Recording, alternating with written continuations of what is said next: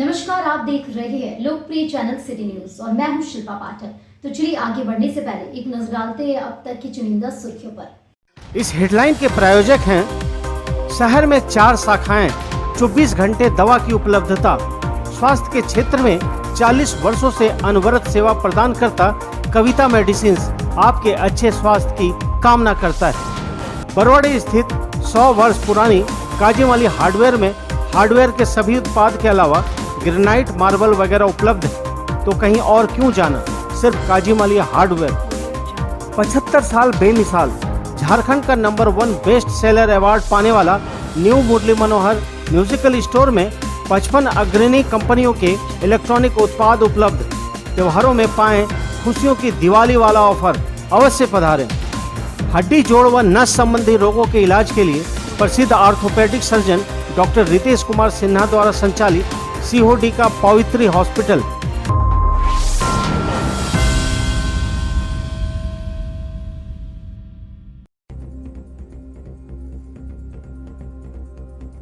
Baniyadih coke plant के छत का मलबा टूटकर नीचे गिरा। चोरी करने गए 3 चोर उसमें दबे। साथ ही चोरों ने किसी तरह से उन्हें निकालकर हुए फरार। एक की हुई मौत, जांच पड़ताल में जुटी पुलिस। कोलकाता से 30 लाख नगद और लाखों के जेवरात लेकर फरार हुए आरोपी को बंगाल पुलिस ने कोवाड़ से किया गिरफ्तार। सदर अस्पताल में करवाया गया मेडिकल जांच। ट्रांजिट रिमांड पर लेकर गई कोलकाता। हत्या के नामजद आरोपी के बेंगाबाद पुलिस ने तमिलनाडु के त्रिपुर से किया गिरफ्तार। लाया गिरिडीह सिविल कोर्ट में पेश कर भेजा जेल। आज जसू पार्टी की ओर से झंडा मैदान में शुरू हुआ 2 दिवसीय डे नाइट फुटबॉल टूर्नामेंट। सांसद चंद्र प्रकाश चौधरी ने किया उद्घाटन। 8 टीमें ले रही है हिस्सा। और दिव्यांग जन कल्याण संघ ने मनाया काला दिवस। काला बिल्ला लगाकर झंडा मैदान में किया प्रदर्शन। मांगों को लेकर उपायुक्त को सौंपा ज्ञापन।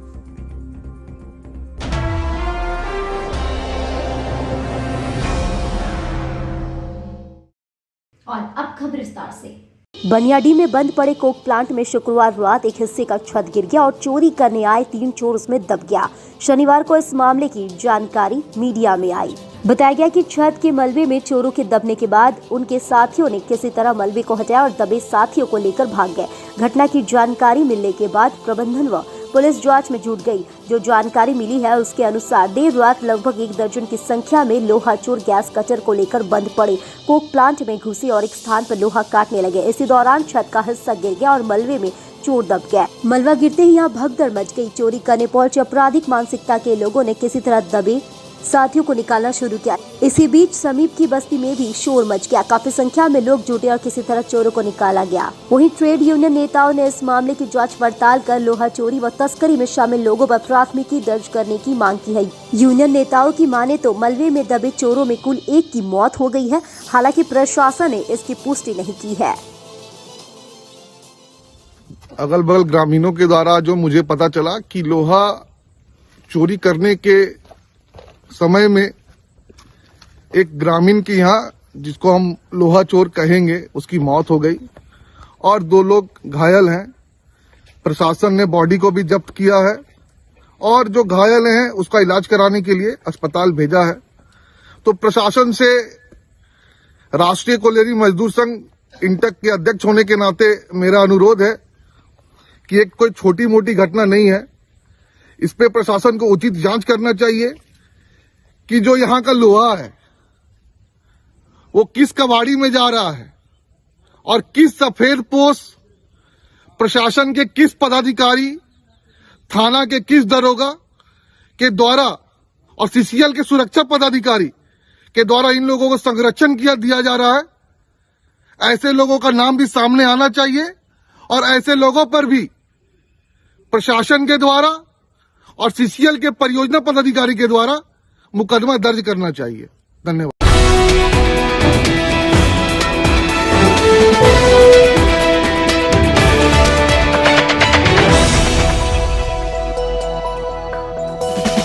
दो करोड़ की ठगी समेत नगद और जेवरात की चोरी करने के आरोपी को बंगाल पुलिस ने कोवाड़ से दबोचकर उसे शनिवार को मेडिकल जांच के लिए सदर अस्पताल लाया गया। बताया गया कि शुक्रवार की देर रात आरोपी भीम पंडित को हावड़ा थाना के पुलिस मुफस्सिल थाना पुलिस के सहयोग से इसे कोवाड़ से दबोचा। हालांकि दोनों थानों की छापेमारी के दौरान आरोपी भीम पंडित अपने कोवाड़ स्थित घर से फरार होने का प्रयास करते हुए छत से कूदकर भागना चाहा, लेकिन हावड़ा थाना के जवानों ने इसे खदेड़कर पकड़ लिया। वैसे ठगी और चोरी के हाई प्रोफाइल मामले में इस आरोपी का 2 और भाई अब भी फरार है। कोलकाता के हावड़ा थाना प्रभारी दीपांकर दास के निर्देश पर एसआई पीके मांझी के साथ 2 और पुलिस जवान गिरिडीह पहुंचे थे। जानकारी के अनुसार कोलकाता के हावड़ा थाना क्षेत्र निवासी सुधीर चौधरी हावड़ा में डेवलपर्स है। आरोपी भीम पंडित इसी डेवलपर्स के यहाँ राजमिस्त्री का काम किया करता था, जबकि उसके दोनों भाई सह राजमिस्त्री के तौर पर, लेकिन भीम पंडित पर अधिक भरोसा जताते हुए डेवलपर सुधीर चौधरी ने बिल्डिंग निर्माण से लेकर उसकी बुकिंग तक की जिम्मेवारी इसी पर सौंप दिया था। इसी का फायदा उठाकर आरोपी 30 लाख नगद और लाखों के जेवरात लेकर फरार हो गया और अपने घर गिरिडीह के कोवाड़ गांव लौट आया। इसी मामले में भीम की गिरफ्तारी हुई।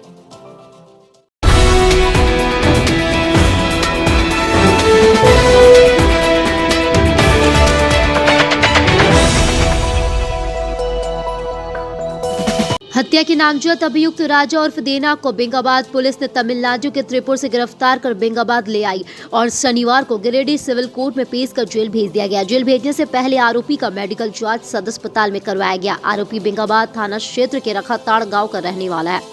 मामला थाना कांड संख्या 172/14 से संबंधित है। आरोपी 8 वर्ष से फरार चल रहा था। न्यायालय से वारंट जारी होने के बाद पुलिस उसकी गिरफ्तारी को लेकर सक्रिय हुई। आरोपी के घर इश्तेहार चिपकाने की प्रक्रिया भी पूरी करने के बाद भी वह फरार चल रहा था। सूचना के आधार पर पुलिस तमिलनाडु पहुंची और आरोपी को गिरफ्तार कर थाने ले आई।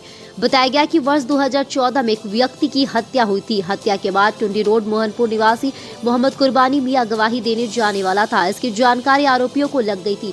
गवाही देने जाने के पहले ही मोहम्मद कुर्बानी मियां की हत्या कर दी गई। इस संबंध में बरोटाड़ निवासी बालेश्वर तुरी के आवेदन पर केस दर्ज हुआ था। इसमें 4 को आरोपित किया गया था। 3 की पहले ही गिरफ्तारी हो चुकी, जबकि राजा फरार चल रहा था। थाना प्रभारी शशि सिंह ने बताया कि आरोपी राजा को गिरफ्तार कर शनिवार को जेल भेज दिया गया है।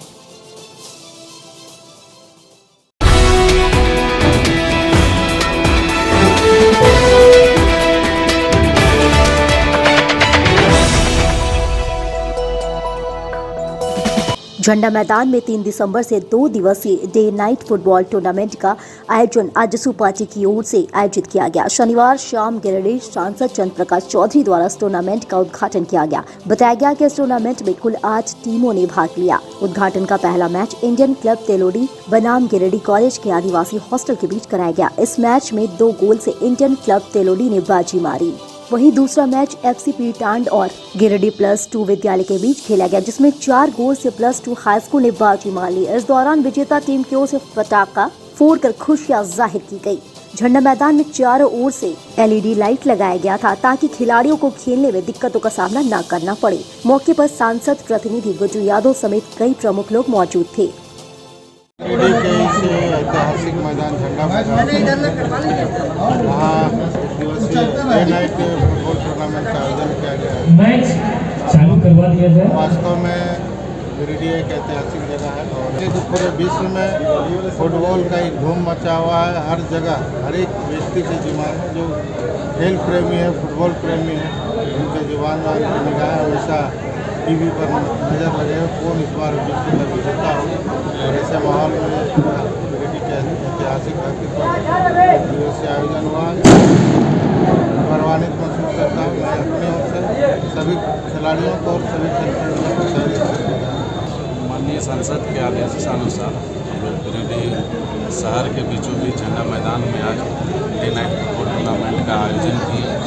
इस आयोजन में 8 टीमें भाग ली, जिसमें जिले भर की टीम और बगल से बोकारो है, धनबाद है, टाटा के भी और रांची के भी प्लेयर यहाँ आकर फुटबॉल का खेल रहे हैं। माननीय संसद जी का ये आदेश था कि गिरिडीह लोकसभा के हर प्रखंड में इस टूर्नामेंट को कराना है और खिलाड़ियों के हौसलों को बुलंद करना है और उससे किसी भी तरह की आवश्यकता हो उसके मनोबल को बढ़ाने में, उसके विकास को बढ़ाने में हर संभव मदद करने का उन्होंने आश्वासन दिया।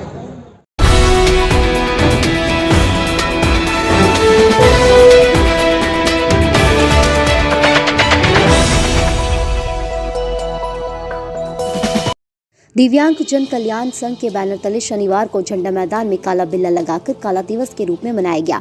यहां कार्यक्रम का नेतृत्व और अध्यक्षता दिव्यांग जन कल्याण संघ के जिला अध्यक्ष राजेश्वर तिवारी द्वारा किया गया। बाद में काला दिवस के माध्यम से 7 सूत्री मांगों को लेकर उपायुक्त को ज्ञापन सौंपा गया। इस बाबत संघ के जिला अध्यक्ष राजेश्वर तिवारी ने बताया कि हेमंत सोरेन के नेतृत्व वाली गठबंधन सरकार ने चुनावी घोषणा में कहा था कि सरकार बनते ही दिव्यांग को वृद्धा और विधवा की पेंशन राशि का 1000 से बढ़ाकर 2500 रुपए किया जाएगा, लेकिन हेमंत सोरेन की सरकार के बनने में लगभग 3 साल पूरा होने को है, लेकिन अभी तक इन बातों को लागू नहीं किया गया है।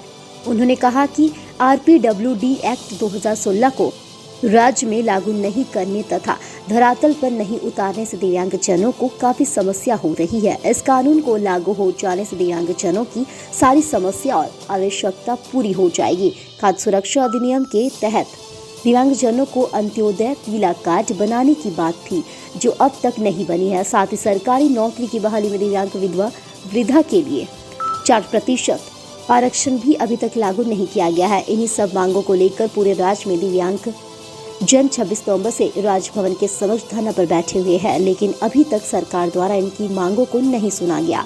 जब तक हमारी मांगों को पूरा नहीं किया जाता है, तब तक हम सभी आंदोलनरत रहेंगे। मौके पर कई दिव्यांगजन उपस्थित थे।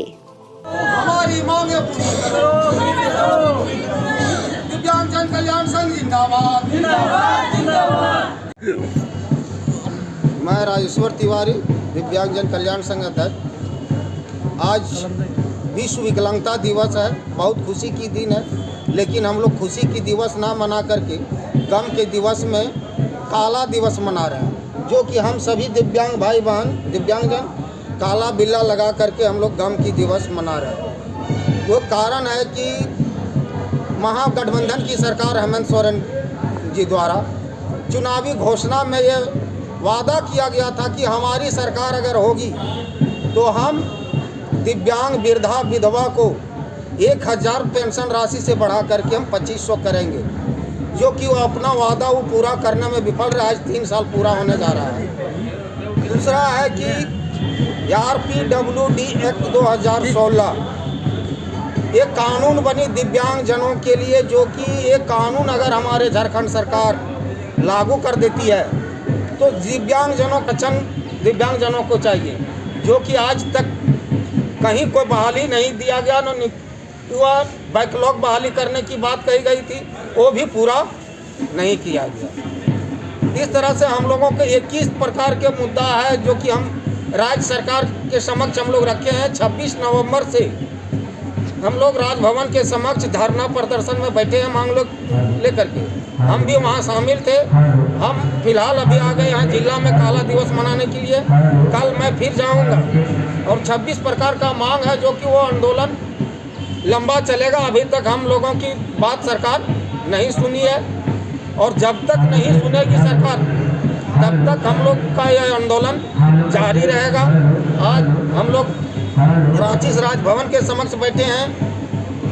आने वाला दिन में 2-4 दिन के अंदर हम लोग फिर निर्णय लेंगे, रोड जाम करेंगे, राजभवन का घेराव करेंगे। जब तक सरकार हमारी मांगों को पूरी नहीं करती है, तब तक हम लोग आंदोलनरत रहेंगे।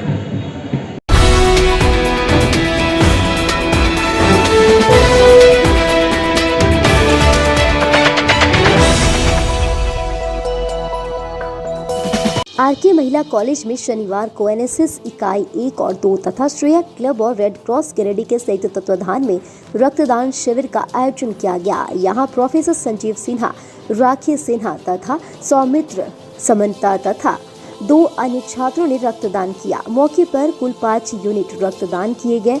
इस मौके पर डॉक्टर निवेदिता, डॉक्टर नीलम, डॉक्टर अनुज, प्रोफेसर सुशील राय, प्रोफेसर संजीव सिन्हा, प्रोफेसर नम्रता मुख्य रूप से उपस्थित थे।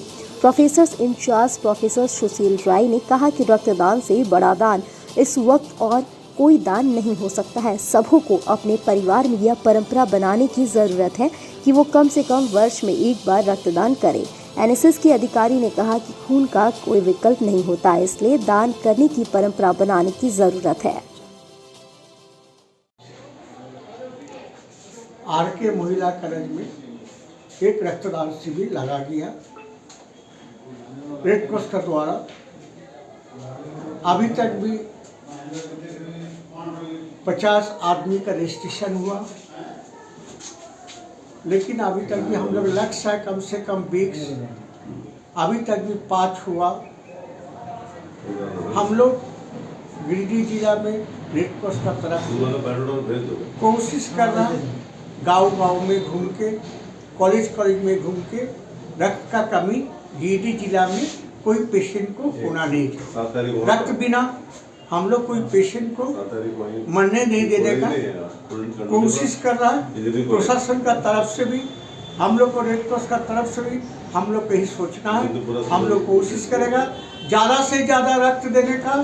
थैलेसीमिया जो पेशेंट है उनको सेवा करें, जैसे रक्त बिना एक थैलेसीमिया पेशेंट को मर ना जाए। नमस्कार।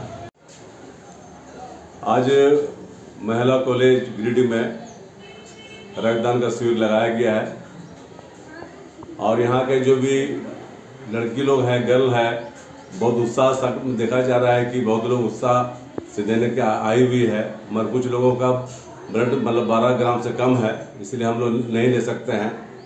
और जितने भी और भी लोग यहाँ पर दिए हैं, मैं उनका भी बहुत बहुत धन्यवाद देता हूँ। और मैं महिला कॉलेज के जितना भी टीचरगण हैं उनको भी बहुत बहुत धन्यवाद देता हूँ। और आगे भी चाहता हूँ किसी प्रकार का, हमारे सुमित जी भी यहाँ पर दिए हैं, मैं उनको भी धन्यवाद देता हूँ। और एक बार भारतीय रेड क्रॉस सोसाइटी की तरफ से तमाम महिला कॉलेज के जितना भी स्टूडेंट हो, टीचर हो, उसको मैं बहुत बहुत धन्यवाद देता हूँ। मैं एनएसएस यूनिट 2 का प्रोग्राम ऑफिसर हूँ। मैंने आज रक्तदान किया है। ये एक बहुत अच्छा चीज़ है और सब नागरिकों को करना चाहिए। इससे कई लोगों का कल्याण हो सकता है। धन्यवाद।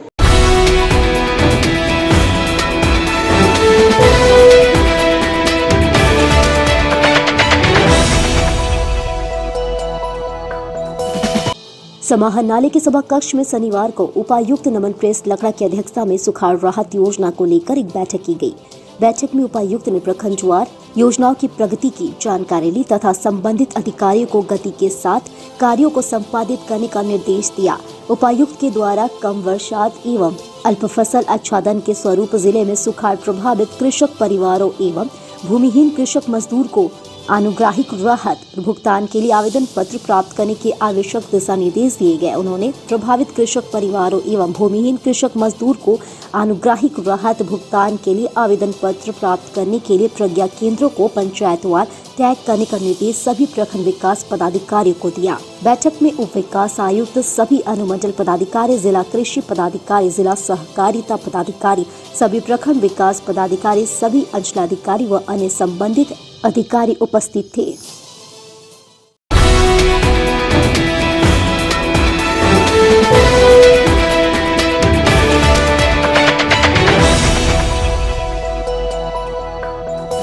डीसी ऑफिस सभागार में उपायुक्त नमन प्रेस लकड़ा की अध्यक्षता में फोटोयुक्त मतदाता सूची संचित पुनर्निरीक्षण को लेकर एक बैठक की गई। यहां पुनर्निरीक्षण कार्यक्रम 2023 के रिवीजन एक्टिविटी के तहत मान्यता प्राप्त राजनीतिक दल के अध्यक्ष सचिव उपस्थित थे। बैठक में जिला निर्वाचन पदाधिकारी के द्वारा उपस्थित विभिन्न राजनीतिक दल के प्रतिनिधियों को संसूचित किया गया है कि जिले के सभी अर्हताधारी मतदाताओं का नाम वोटर लिस्ट में सूचीबद्ध एवं त्रुटि रहित सूची तैयार करने के तदर्थ सभी मान्यता प्राप्त दलों के प्रतिनिधियों से क्षेत्रों में सार्थक सहयोग का अपील किया गया। बैठक में जेएमएम कांग्रेस, बहुजन समाजवादी पार्टी के प्रतिनिधि, निर्वाचक निबंधन पदाधिकारी, उप निर्वाचन पदाधिकारी, जिला जनसंपर्क पदाधिकारी, सहायक निर्वाचक निबंधन पदाधिकारी के अलावा अन्य संबंधित अधिकारी उपस्थित थे।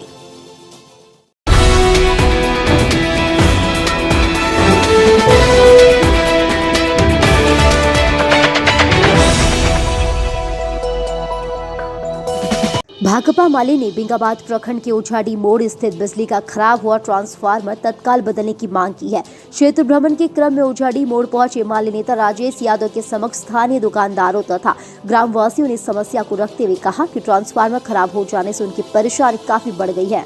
इसके पूर्व कई बार वे खुद के खर्च से भी ट्रांसफार्मर को बनवा चुके हैं, लेकिन अब ट्रांसफार्मर पूरी तरह से खराब हो चुका है और इसको बदल देना ही एकमात्र विकल्प है। माली नेता ने स्थानीय लोगों के साथ ट्रांसफार्मर का मुआयना किया और इसके समाधान के लिए विद्युत अधीक्षण अभियंता के नाम तुरंत ग्रामीणों का हस्ताक्षर युक्त एक आवेदन प्रेषित किया।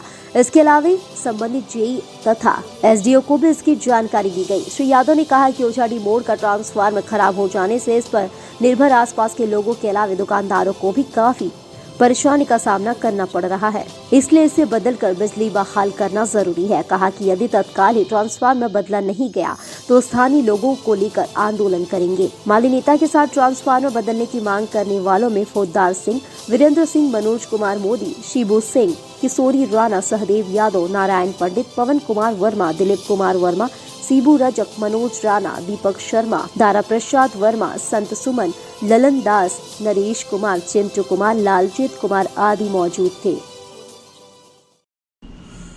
क्षेत्र भ्रमण के दौरान मालूम हुआ कि बेंगाबाद प्रखंड के ओझाडी मोड़ स्थित जो बिजली का ट्रांसफार्मर है वो कई दिनों से खराब पड़ा है और इससे उस ट्रांसफार्मर पर निर्भर रहने वाले तमाम बिजली उपभोक्ता और ओझाडी मोड़ पर जितने भी दुकानदार हैं उन सबों को बहुत परेशानी हो रही है।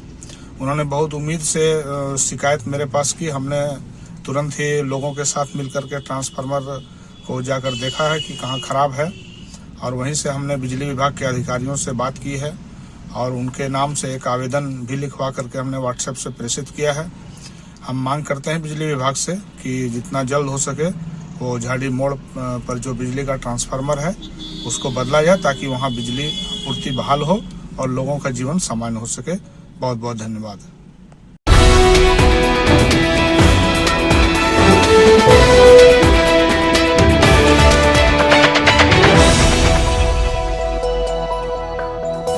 प्रथम राष्ट्रपति डॉक्टर राजेंद्र प्रसाद की जयंती और अधिवक्ता दिवस के अवसर पर शनिवार को सिविल कोर्ट में कार्यक्रम आयोजित किया गया। इस दौरान अधिवक्ता संघ की ओर से डॉक्टर राजेंद्र प्रसाद की जयंती व अधिवक्ता दिवस मनाया गया। मौके पर डॉक्टर राजेंद्र प्रसाद की जीवनी पर प्रकाश डालते हुए उनकी प्रतिभा, योग्यता, सादगी और राजनीतिक जीवन पर चर्चा की गई।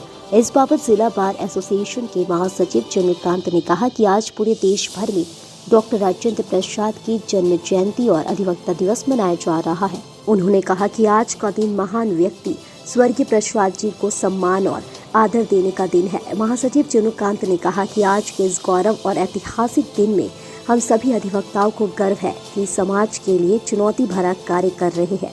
मौके पर राजकिशोर यादव, राजीव सिन्हा, बवन खान, फयाज अहमद, दिनेश शर्मा, दीपक कुमार, रवि भूषण, बाल गोविंद साहू, साजिद महमूद, कर्नल रंजीत कुमार, गोपाल कुमार, संतोष मंडल, विकास कुमार, तुलसी महतो, विजय कुमार आदि कई अधिवक्ता मौजूद थे।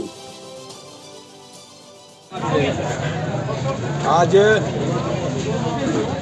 3 दिसंबर है और 3 दिसंबर को देश के प्रथम राष्ट्रपति आदरणीय डॉक्टर राजेंद्र प्रसाद जी की आज जन्म जयंती है और इस दिवस को पूरा हिंदुस्तान अधिवक्ता दिवस के रूप में मनाता है। ये तो उस विलक्षण प्रतिभा के व्यक्तित्व का, उनको सम्मान देने का, उनको आदर प्रदर्शित करने का दिन है, जिसके लिए आज हमारे अधिवक्ता साथियों ने अलग अलग जगह पर इस तरह के कई कार्यक्रम का आयोजन किया है। अभी ई-लाइब्रेरी में भी कार्यक्रम था और हमारे इस इलाके में जो बैठने वाले अधिवक्ता साथी हैं तमाम लोगों ने यहाँ भी आज राजेंद्र प्रसाद जी की जन्म जयंती को आयोजित किया और हम लोग चूँकि उसी पेशे से, उसी परंपरा की इकाई है जिसको आदरणीय राजेंद्र प्रसाद ने अपने पेशे में ग्रहण किया था। हम तमाम लोगों के लिए आज गौरव का दिन है, ऐतिहासिक दिन है। हमारा तो अपना मानना है कि दुनिया में चाहे जितने भी पेशा हैं, ये केवल पेशा नहीं है। एक अधिवक्ता का जो है ये केवल पेशा नहीं है, हम समझते हैं कि ये समाज के लिए एक चुनौती भरा काम है और इसीलिए ये बहुत ही सम्मानजनक पेशा है। हमको भी और हमारे तमाम साथियों को एक अधिवक्ता होने पर आज गर्व है और इसीलिए उस गौरवशाली पुरुष को हम लोग आज याद कर रहे हैं जो देश के पहले राष्ट्रपति थे। उनके प्रतिभा के बारे में, उनकी योग्यता के बारे में, उनकी सादगी के बारे में, उनके राजनीतिक जीवन के बारे में, उनकी समझ के बारे में दुनिया उनके ज्ञान का लोहा मानता है, सानी है, उनका कोई जवाब नहीं है। जिनके बारे में परीक्षक ने खुद लिखा था कि जो परीक्षार्थी है वो एग्जामिनर से बेटर है। तो राजेंद्र प्रसाद जी के बारे में कई सारी चीज़ें हैं जिस पर आप जितना समय तक चाहें तो चर्चा ख़त्म नहीं होगा, लेकिन एक बार पुनः आपके चैनल के माध्यम से हम अपने तमाम अधिवक्ता साथियों को अधिवक्ता दिवस के अवसर पर उनको बहुत शुभकामना और बधाई देना चाहते हैं कि आज का दिन हम लोगों के लिए वो संकल्प लेने का दिन है जिस परंपरा को देश के पहले राष्ट्रपति राजेंद्र प्रसाद जी ने शुरू किया है। इसलिए मैं एक बार पुनः संघ की ओर से, अपने तमाम साथियों की ओर से, व्यक्तिगत तौर से भी डॉक्टर राजेंद्र प्रसाद पर अपनी सम्मान प्रदर्शित करते हैं, उनके प्रति आदर भाव प्रदर्शित करते हैं। बहुत बहुत धन्यवाद।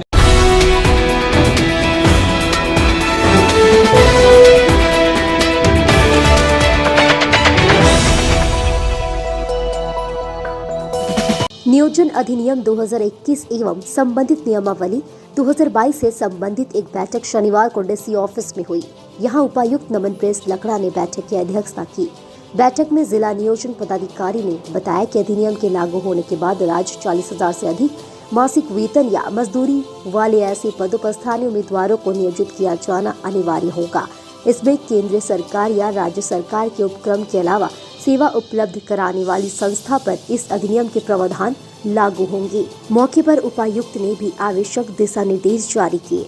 बैठक में उप विकास आयुक्त, IAS प्रशिक्षु, निदेशक DRDA, जिला नियोजन पदाधिकारी, जिला जनसंपर्क पदाधिकारी, जिला कल्याण पदाधिकारी, जिला परिवहन पदाधिकारी व अन्य संबंधित अधिकारी उपस्थित थे।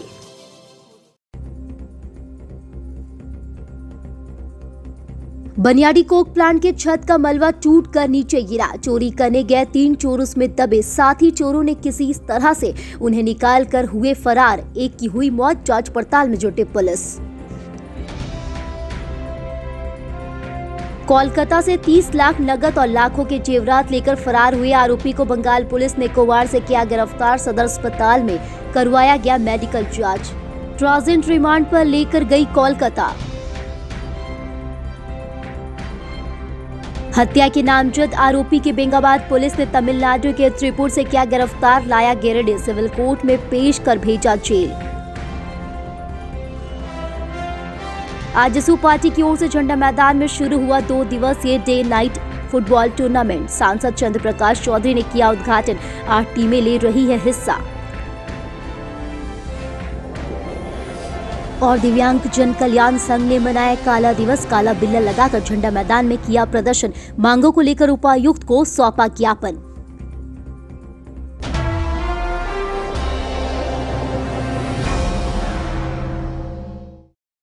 तो आज के लिए बस इतना ही। दीजिए पुलिस सिटी न्यूज की टीम को इजाजत। कल फिर मिलेंगे कुछ नई ताजा तरीन खबरों के साथ।